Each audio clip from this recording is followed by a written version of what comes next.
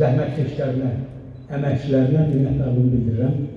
Eləcə də zalda Vaqif Müsirdə görürəm, Azərbaycan ədəbiyyatının əziyyətini çəkənlərdən biri, böyük əziyyətini çəkənlərdən biridir. Və indi öz-özümə fısıldayıram ki, nə yaxşı ki, mən belə gözəl bir xanımın, Nərgiz xanımın elçiliyində iştirak edəmişəm.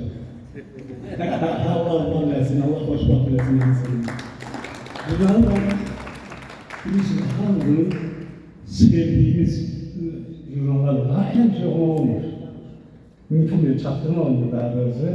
Mən də xüsusilə 2-3 ildir gözlərim görmür, söz yazdıqlarımı üçün görmürəm. Amma mənə olan doğmalığa görə, simsarlığa görə, duyğusallığa görə bir daha qarşınıza başlayıram, minnətdarlığımı bildirirəm. Amma mən ürəyim ağrıyır. Niyə? Jurnal niyə? Məsələn, birinci, ikinci nömrə bir yerə gedir. Niyə 3-4 bir yerə gedir? Niyə bunlar ayrı-ayrı nömrədir? 70 yıllar diyorlar. Problemi nədir? Onun dərdi nədir?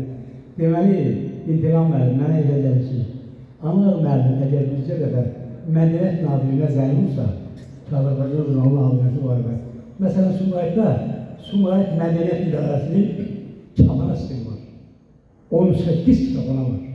Birində də Azərbaycan jurnalı yoxdur. Bir dənə mərkəzi kitab. Mərkəzi kitabında bircə dəfə. Sonra poeziya var. Poeziyanın özündə də.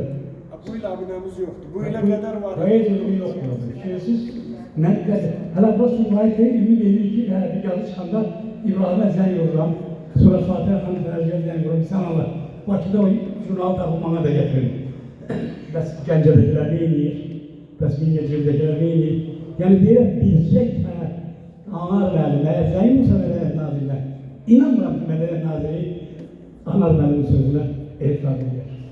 Yəni biz hamımız çalışmalıyıq ki, Azərbaycan ədəbiyyatının çox doğması olan, yaxını olan və Azərbaycan ədəbiyyatının güzgüsü olan Azərbaycan jurnalını qoruyaq, saxlayaq və gələcək nəsillərə. Sağ olun, minnətlərəm, uğurlar diliyorum.